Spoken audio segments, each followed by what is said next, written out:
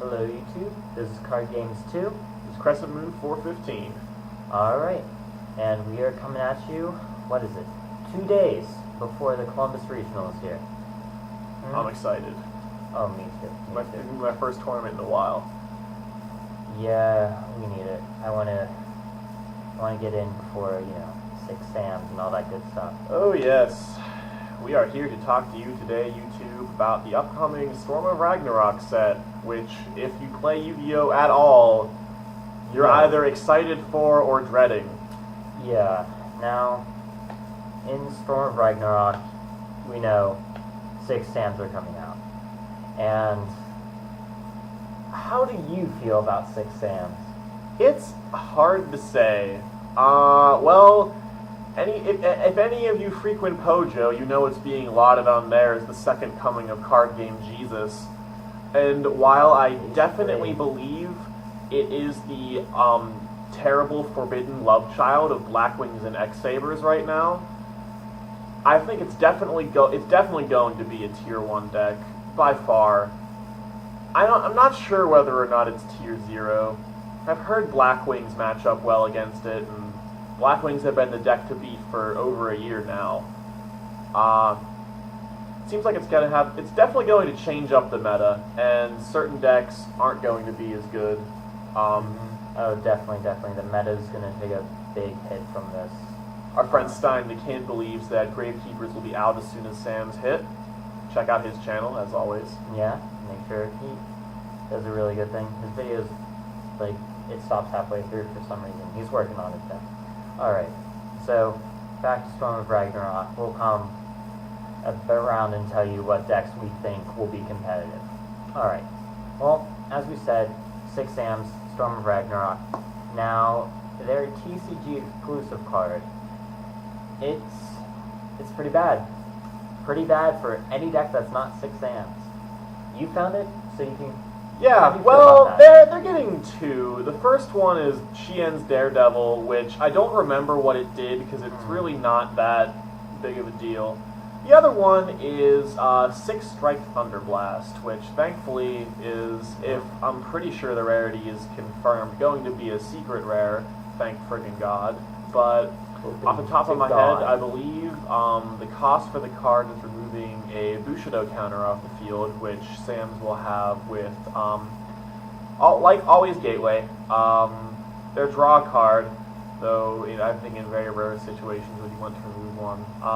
Their new field spell, which nobody good will use. Probably not. And that may or may not be it. I'm not a super expert on Sams. Anyway, the card, what's important. The card either destroys a card on the field or bounces it, basically assuring that whatever you want to not be on the field anymore is gone, because it can bypass Stardust and pretty much just destroy or otherwise remove from the field whatever you want without fail. No, we think it can bypass Stardust, mainly because it's kind of like Snipe Hunter. Snipe Hunter's not guaranteed to destroy a card on the field, so Stardust cannot negate it.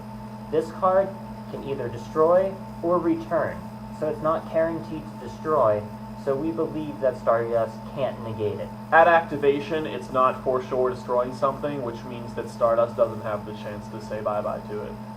Even if it could, you could just bounce Stardust anyway, and it wouldn't be a big deal. Yeah. I want to see a ruling on it, but that's what I believe. 95% positive that that's how it plays. Yeah. Well, alright. I'm sure you've all heard enough about 6 Sams. So, let's move on to what this set is kind of like, what it was kind of supposed to be about. The Nordic beasts. And all this Nordic stuff. Yeah. If you don't know, if you don't watch 5Ds, Nordic cards are basically the Norse gods, Odin, Thor, and Loki. Those are actually 3 synchros that they have. Now, if I remember right, each one of those has a revive if they are destroyed, and each one has its own effect. Do you want to talk a little bit about each one's effect? Yeah, sure. I'm pretty sure I remember their TCG effects. Thor, I think he's like a 3,500 But anyway, 35 or 33, one of those. he has the ability to, once per turn, negate the effects of all your opponent's effect monsters till the end of the turn. Pretty good. When killed, you can remove, I believe, either a Nordic Beast or just a Nordic Tuner monster to summon him from the graveyard during the end phase and inflict 800. Probably the best monster, but the worst, like, revival bonus effect. Yeah. Loki is 33, if I remember. Yeah. He has the ability to negate a trap card that activates when he attacks. So it gets by, like, Mirror Force and D-Prison and stuff, but that's it. It's kind of... it's not great. So. But his revival effect allows you to, I think, once again, you either remove a Nordic Spirit or a Nordic Spirit Tuner, or maybe just a Nordic Tuner. I'm not sure, but you get a trap card from your graveyard to your hand when you resummon him, and that's obviously really good. That is good. That is good. And then we have Odin, who is the biggest at 4,000, I believe. Yep. His ability is once per turn to become immune to all spell and trap cards. I don't remember if there's a cost to that or not. And when he revives, you just draw. Odin, I think, is by far the best Nordic beast. Nordic Spirit. And I would put Thor second. I believe his syncering conditions are not as strict as the other two, if I remember correctly. Yeah, he's generic. For Thor, you need Nordic Beast monsters. For Loki, you need Nordic Spirit monsters. And I believe for Thor... Odin. Sorry. I don't remember his requirements, but he was the most generic. I don't think he's straight generic, but he was the most easy to synchro out. No specific, in terms of being specific monsters. Basically, these Nordic cards, they are all the monsters in the set are revolving around making you summon the synchro boss monsters, which even Loki, who's arguably I think the worst, is still pretty friggin' good. 3,300, even if it's just a beater, is one of the Yeah, it's one of the it's gonna strongest get beaters over out there. anything. Can't get D-Prison. I Yeah. mean, it's still pretty good. So, yeah, I'm not really sure. Depending on how easy the monsters are to spam is basically going to determine how good the deck is. They are getting a TCG exclusive here in Ragnarok. I believe it's called Venatus of the Nordic Ascendant, and it's basically quick draw synchron for the Nordics in that it can be used to summon any of the gods, which I think is a big boost to the deck. Yeah, it makes it a lot more viable, but I feel they need more support to make it truly competitive. I don't think it's going to be sweeping the next SJC, but I believe it could be a good enough deck to maybe run at a locals, and if some more support comes out, if better regular Nordic monsters are released, the deck could actually become quite good, I think. But that is the limiting factor. Although I've heard that they're getting extra support in Extreme Victory. Yep, Extreme Victory. So I don't think it's a deck to completely count out just yet. Yep, you never know. There have been rumors circulating around some forums that they could be getting the support that they need in Extreme Victory to make them really good. I definitely like those synchro monsters. I wish I could hit them. But, alright, so there are other cards in Storm of Ragnarok, and actually, this is something that you'll like. Kokimeru. Kokimeru. No, I run Kokimeru. Who plays that shit? I run Kokimerus. No, Karakuri, sorry. Yes. It's close. This I am excited about. Karakuri. They are getting even more support here in Storm of Ragnarok, and I know you are looking for... I am. I'm running Karakuri now. I think they are a bit of a dark horse deck right now. They're a lot better than a lot of people are giving them credit for. Changing battle positions? I never realized how little defense my monsters have. Very scary. Most boss monsters run these days have a lot of attack, but not a lot of defense, which if you can manipulate that, it actually makes them pretty easy to kill. Yeah. But I know Scrap Dragon, 2,000 defense. Dad has 12, I believe. Really easy to get over Dad in defense position. I think even Stardust Dragon has only 2,000. Yeah. Which which was a problem for karakuris now, but actually thanks to their new TCG exclusive, that no longer becomes an issue. Yep. I don't remember the name of it. It was Karakuri Muso Model something something something. If you know their ridiculous naming convention, it's another one of those. But it is a 4-star 2100, searchable by Soldier, which is always great.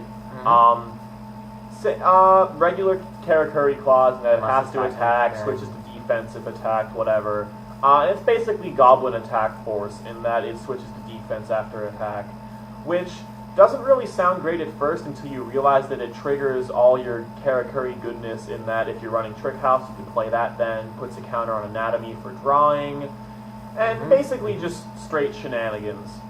Yeah. Now, I know playing against you, that draw power in Karakuri, it's actually really, really good. You play Anatomy, switch 2 positions, bam, draw 2 cards. It's easier. It's a lot easier than you'd think at first. Yeah, and especially switching my monsters to defense position. They die a lot in defense position, especially when I played against zombies first time. For those of you who don't know, zombies' defense is anywhere between like 800 and 0. So, pretty much... That was fun. I was running over him with, like, monsters that shouldn't ever be attacking. Zombie Master, has 0 defense. Not very good for me. Alright. I'm running Geartown Karakuris right now, which I believe is probably the best build right now, but after Storm of Ragnarok comes out, the pure build will become very viable. They get even more draw power in the form of their level 8 Synchro, Karakuri Great Shogun, blah blah blah. They have a 4-star that revives a Karakuri from the graveyard when destroying a monster by battle. They get their own themed Rhoda. And a level 4 tuner, making it really easy to hit level 8 synchros, which is kind of the weak point of the deck right now, but will no longer be an issue. Yeah, so after Storm of Ragnarok... They can swarm, they can search, they can draw, they can do shenanigans on the field. They can pretty much overcome any monster. The only thing they really lack is removal, but they can be teched for that. I think that Karakuris are going to be a deck to watch out for. I know I'll be running them, and I really hope they do well. The deck is a bunch of fun to play, rewards skill and creativity in playing it, which that's just the kind of deck that I like to play. And Always a good deck. I think they look cool. Yeah. So Yeah, now coming up to this format against Sam's, they might be a little too slow, but true. Sam's kind of cuts out a lot of decks. Yeah. Depending on the March ban list, we can either see a whole summer of Sam's or a summer where I feel there's going to be a lot of creativity. Basically, it's going to be Sam's get toned down or I take a vacation. Yeah. Either way, I believe Blackwings are going to be strong. They're going to be as strong as they always were, and Blackwings will definitely be a safe choice for a top deck still. Yeah, that's the deck you'll be running, right? Most likely, depending on how well Quick Draw fares against Sam's. Yeah, you had doubts at first, but after realizing Sam's lack of ability to deal with Drill Warrior, pretty much, yeah. That's going to be it. So you might change up your deck. We'll see. We'll see. Yep. If he doesn't post a video on his channel, I'm sure I'll post it on mine. So look for that in the future, either at mine or at his. Alright, now I'm going to move on to the scraps in Storm of Ragnarok. It's my specialty, and thought I'd shed some light on the scraps coming out. Alright, so we have 3 scraps coming out. We have Shark. 2 of them are crap. We have Worm, and we have Breaker. Scrap Breaker, which is our TCG exclusive. Now, I'll start off with Worm. Worm, level 2 tuner, has the tuner effect of once destroyed by a scrap effect, add a scrap monster from your grave to your hand, and he can attack your opponent directly. He has like either 8 or 600 attack points. I think it's 8. And whenever he attacks your opponent directly, he kills himself. Worm's gonna suck. Just tossing it out there right now, he's gonna suck. We have no need for a level 2 tuner. The only things we can. It's not usable with Chimera. There is no level 6 scrap synchro that we can make, so you can't use it with Chimera, which severely limits its versatility. Yeah, the lack of synergy with Chimera just kills the card. That's screwing the whole deck over. And yeah, that's basically it. It would slow the deck down as it's run right now, which not good. And even though it can poke your opponent for like 800 damage and you get your tuner return card to hand effect, there are a lot better ways to do it. So Worm, I give it a big thumbs down. I do as well. I don't play scraps, but I play test his all the time, so I consider myself about as much of an expert as 20, 30 duels, a week. Alright, so the next card we have is Scrap Shark. Scrap Shark? Yeah. I wanted him to be good. If you don't know Scrap Shark's effect, he's 2100 4-star beater, but the second anything else is played, magic, trap, or monster effect, he kills himself and sends a card to grave.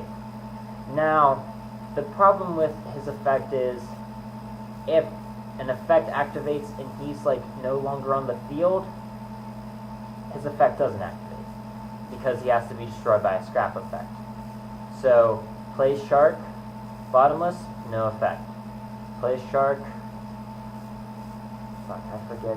If anything happens pretty know. much that kills him or removes him from the field, Yeah. which is what most effects do these days, Yeah. then He doesn't get his effect. And his effect is he sends a scrap monster from your deck to grave. He's basically a foolish burial monster form.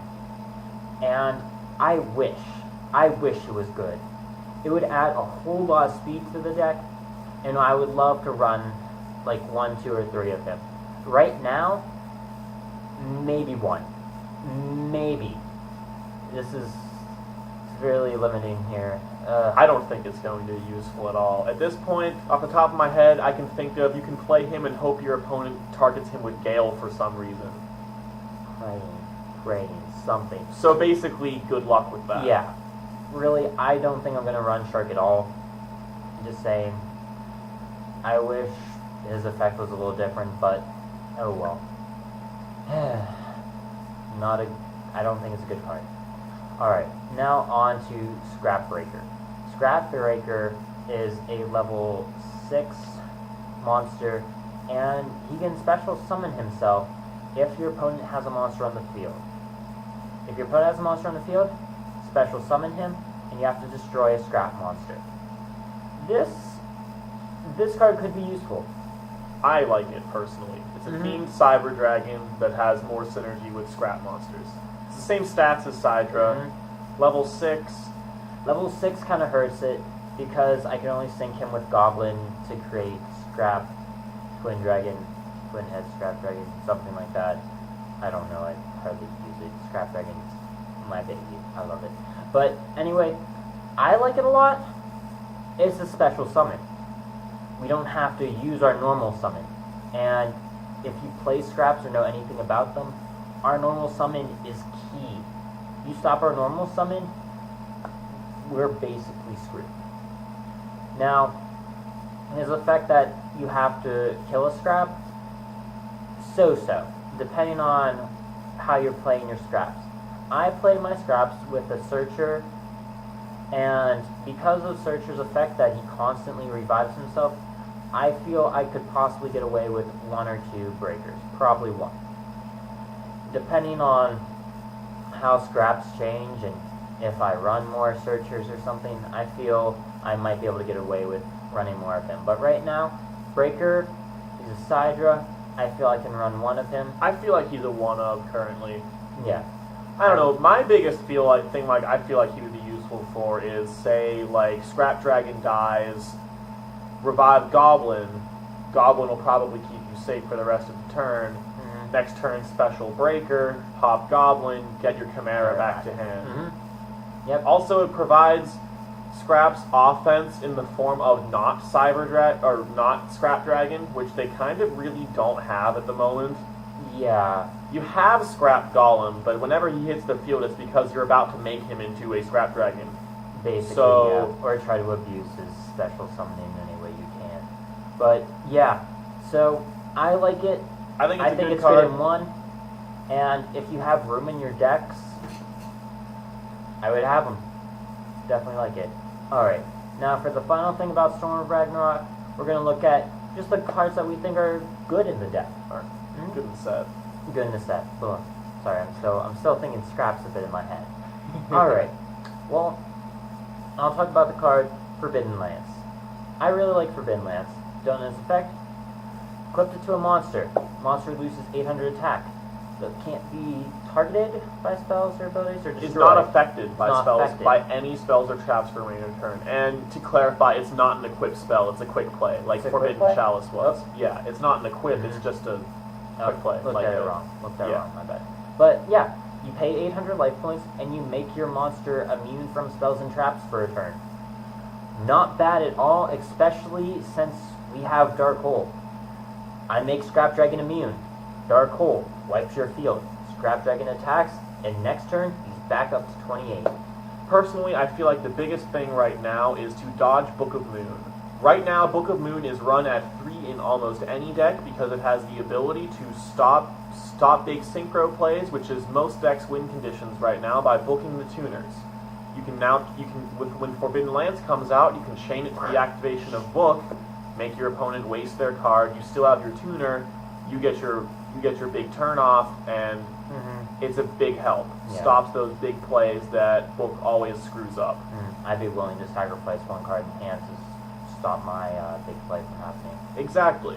Plus, it just has great synergy with stopping yourself from any type of trap, like Bottomless Trap Hole or anything else. Yep. Which, like right now, you could chain my body as a shield to most of the time. But what if somebody say, for instance, this is one of the few cards that 6-Strike Thunderblast can't touch. Nope, cannot touch. I really like it. I think it's a very versatile card, and its cost is pretty good. I wouldn't mind paying 800 attack points for my monster for the rest of the turn. One turn. I don't think it's bad at all. Usually you're either going to stop said monster from dying by some big field wipe, or you're about to synchro it off. So it doesn't matter. The payoff is good, and the best part is, I believe it's going to be a common in Ragnarok. When I looked, it said super. That was just now, today, on the 28th. It must have just been recently released. Yeah. Okay. Well, it's not sure. We don't have the sneak preview out, so we don't know for sure. Once we find out. Even as a super, that makes it a lot easier to get than Forbidden Chalice, which is the effect negating card that I actually like. I have a couple, but I feel like it's great side deck material, and definitely worth going to try and collect at least 2, I think. I think 2 is the key number there. Alright. Do you want to start talking about Max C? Max C. Max C. This Great card. is, I believe, in conjunction with probably Scrap Breaker, will be the big 2 chase secret rares of Ragnarok. Max C is, I think it's an insect type. It is insect. I don't really care what its stats are because they don't matter. Its effect is what you want it for. Its effect is beautiful. Its effect is once per turn you can send it, or during either player's turn you can send it send it from your hand to the graveyard, and from then on during the turn, whenever your opponent special summons a monster, you get to draw a card. So you know those big saber combos where they like to special fall troll, return from grave? Yeah, you get to draw like 4, 5, 6 times. It is beautiful. It's an amazing card in that once you play it while your opponent is attempting to go on a big special summon spree, either 2 things happen. 1, they stop their big special summoning play turn because they don't want you to draw 8 cards. Or 2, they go through with their turn, and if they fail to kill you then, you are at such an advantage for a comeback because you probably just +6'd. I think it's a great card. I think it's going to be great in this side, possibly even in the main, depending on what the meta is. It's definitely going to be a good side deck card to look out for. Probably going to be one of the most expensive cards in the set, I believe. Definitely a chase. Might be this set's pot of duality. If Legendary 6 Samurai Chien isn't. Yeah. It's going to be either that card or the 6 Sam. Alright, but that basically covers Storm of Ragnarok. I believe we've hit everything. Is that everything you wanted to talk about? Yep. Alright. Thank you, YouTube. As always, please comment, rate, subscribe. Subscribe to this guy too, I'm going to make an announcement here so that I feel actually motivated to make some videos. I've posted a couple videos on this guy's channel before. Volcanic Quick Draw and the Tree of Gigabytes, which people seem to like. Yeah. I have a lot of other decks. Like I said, I'm running Karakuri Gear Town and a couple other fun ones. And my channel is Crescent Moon. That's one word, the number 415. Go check it out because I'm going to start uploading my decks and making some videos there. I promise. It's actually, I'm making this announcement now because it's gonna friggin' happen now. So, go check out my videos. channel. Maybe leave a comment on it. Tell me to get my butt in shape because I need to do it. This guy's a good duelist. He has lots of interesting decks. Lots of them. Alright. Well, couple shout outs. Check out Stein the Kid. Check out Peace All 10. Check out this guy. Crescent Moon 415. Also, doing some shout outs to random internet things. Check out Zero Punctuation on The Escapist and Extra Credit on The Escapist. Both really great video series. Love Yahtzee. He is hilarious. And Extra Credit, if you love video games, check that out too. Alright, YouTube. Peace out. Later.